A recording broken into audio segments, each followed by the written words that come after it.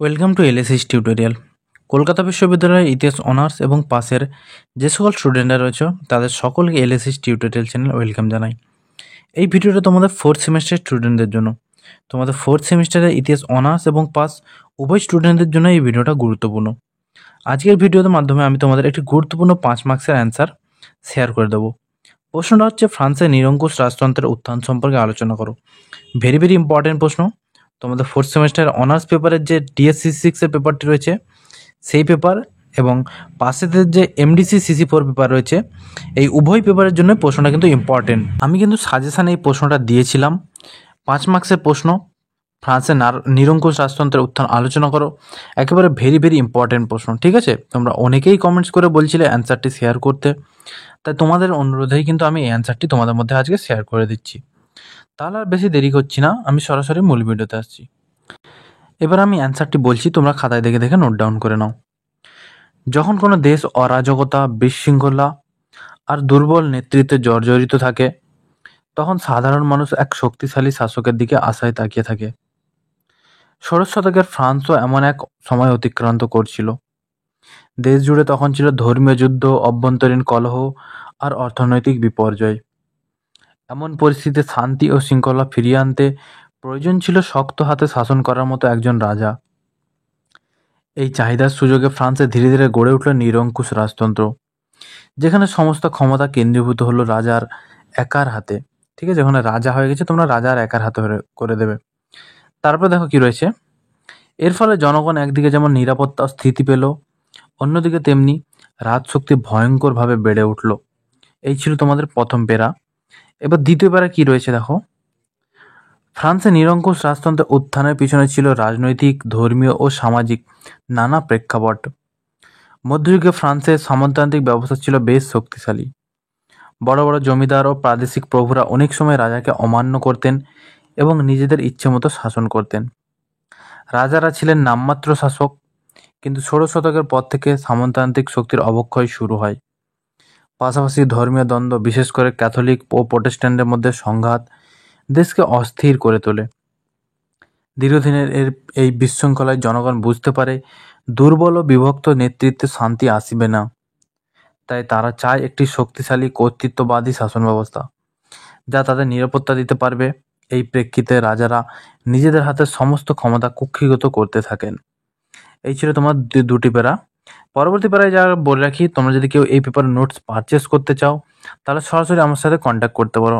আমি স্ক্রিনে যে হোয়াটসঅ্যাপ নাম্বারটি দিয়ে রেখেছি, তোমরা যদি কেউ নোটস পারচেস করতে ইচ্ছুক থাকো তাহলে সরাসরি ওই নাম্বারে আমাকে মেসেজ করতে পারো। আমি একেবারে অল্প দামে তোমাদের মধ্যে নোটস শেয়ার করে থাকি, তাই তোমরা যারা নোটস কিনতে ইচ্ছুক আমার সাথে সরাসরি যোগাযোগ করতে পারবে। একেবারে টাইপ করা পিডিএফ আকার নোটস আমি তোমাদের মধ্যে শেয়ার করে দেবো। পরবর্তী পেরা দেখো কি রয়েছে। নিরঙ্কুশ রাজতন্ত্রের সবচেয়ে উজ্জ্বল দৃষ্টান্ত ছিল চতুর্দশ লুই। তিনি 1643 খ্রিস্টাব্দে ফ্রান্সের রাজা হন এবং দীর্ঘ 72 বছর শাসন করেন। চতুর্দশ লুই নিজেকে বলতেন, আমিই রাষ্ট্র। এই একটি বাক্যই ধরা পড়ে নিরঙ্কুশ শাসনের মূল ভাবনা। রাষ্ট্রের সমস্ত শক্তি রাজার হাতে। তিনি প্রশাসন, সেনাবাহিনী, অর্থনীতি, এমনকি ধর্মীয় বিষয়ও নিজের হাতে আনেন। রাজদরবারের কেন্দ্র হিসেবে গড়ে তোলেন বিশাল ও জাঁকজমকপূর্ণ ভার্সাই প্রাসাদ, যেখানে অভিজাতদের নিজের নিয়ন্ত্রণে রেখে তারা যেন আর রাজনীতি হস্তক্ষেপ না করতে পারে সেই ব্যবস্থা করেন। ব্রিটিশ ঐতিহাসিক ডেভিড থমসন বলেছেন, চতুর্দশ লুই ছিলেন সেই শাসক যিনি রাজতন্ত্রকে ঈশ্বরের অনুগ্রহ বলে ঘোষণা দিয়ে জনগণের সমস্ত স্বাধীনতা হরণ করেছিলেন। এই শাসনকালেই ফ্রান্সের নিরঙ্কুশ রাজতন্ত্র সবচেয়ে পরিপূর্ণ রূপ পায়। পরবর্তী প্রায় যাওয়ার আগে বলে রাখি, তোমাদের মোটামুটি 250 শব্দের মধ্যে 5 মার্কসের অ্যান্সার কমপ্লিট করতে বলা হয়। আমি কিন্তু যথার্থ শব্দের মধ্যে অ্যান্সারটি কমপ্লিট করে তোমাদের মধ্যে শেয়ার করি। তাই তোমাদের যদি মনে হয় অ্যান্সারটি একটু বড় হয়ে লাগছে, তাহলে তোমরা কিন্তু খাতায় নোট ডাউন করে তোমাদের সুবিধা অনুযায়ী অ্যান্সারটিকে সাজিয়ে নিতে পারো। তোমরা যাতে এক্সামের খাতায় পরিপূর্ণ অ্যান্সারটি লিখে আসতে পারো, সেই জন্যই কিন্তু আমি একটু অতিরিক্ত তথ্য দিয়ে একটু বড় করেই অ্যান্সারটি তোমাদের মধ্যে শেয়ার করে থাকি। তাই তোমাদের যদি পড়তে অসুবিধা হয় তোমরা কিন্তু সুবিধা অনুযায়ী নোটসটিকে ছোট করে তোমার খাতায় নোট ডাউন করে নিতে পারো। পরবর্তী বেলা দেখো কি রয়েছে।